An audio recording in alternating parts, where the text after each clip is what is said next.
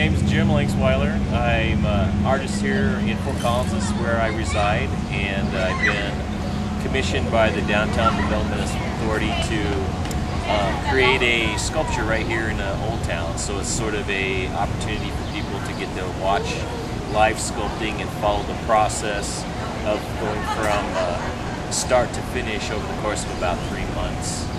So I'm down here about 3 days a week, working on this piece, which will eventually go across the street. Once it's cast into bronze, it'll go across the street over by the Right Life for a permanent installation. The process, which a lot of people don't understand or get, is that I start with the wire armature and then cover it with a solid material that can be later be molded. In this case, since it's going to be outdoors, I'm going to use a burlap and plaster covering that I can then chisel and sand and carve and modify until I get exactly the finished surface that I want. And then at that point, it'll be covered with a like a polyurethane or maybe possibly a shellac just to seal the plaster. And once that's done, it have some folks from a bronze casting foundry, it's Tim Joseph Studios here in Old Town. They're going to be coming in to do a rubber mold of the piece, and the whole thing's covered with rubber. It has part lines on it so that the mold can separate later. It's backed up with a plaster mother mold, and then once the piece is molded in rubber, the parts come off.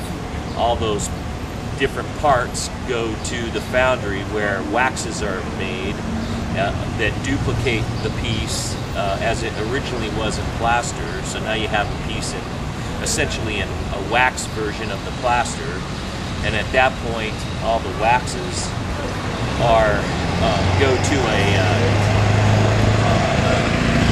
wax room where they're attached to screw cups and then dipped in a ceramic shell material repeatedly until it's like a dip and dry process, dip and dry, until you can get about a 1/4 of an inch shell around all the waxes. At that point, the waxes are put into an autoclave where they're brought up to temperature. The wax melts, the wax runs out, and now you have a hollow cavity that is a negative space that duplicates the positive, which you see, the beginnings of right here. And at that point, once you have a hollow cavity, then it goes to the bronze pour room where you have solid bronze put into a crucible, put into a blast furnace, melted to 2,000 degrees is what it's heated to, and at that point it becomes molten, basically like a lava sort of effect. And then the molten bronze is poured into those empty ceramic shells to fill that negative void. Once the bronze is cooled, you just take a hammer and chip off the shell, and now you have a cast bronze piece that was a duplicate of the original. Then all those parts are welded back together to create a whole. All those welds are ground and chased so that the welds disappear, and then it goes to a patina room where it's given coloration before it's getting ready to base and install. So it's very, very process oriented and very time consuming. And that's, in a nutshell, that's what it is. Beautiful. Thank you, Jim. That's excellent.